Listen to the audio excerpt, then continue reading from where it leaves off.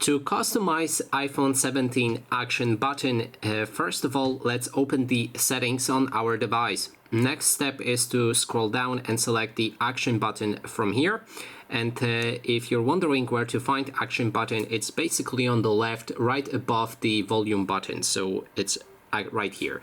Then what you can do is select any feature right here. So if you press on that button, for example, silent mode can be toggled, focus can be toggled with different focus modes, camera with different open pop-up like photo, selfie, video, portrait, selfie.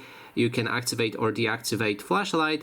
You can use the voice memo, recognize music, translate any text, use the magnifier, or adjust controls that you can change right here. Then there's a shortcut, accessibility, and finally you can assign no action if you don't like it. So that is basically everything. Thanks so much for watching.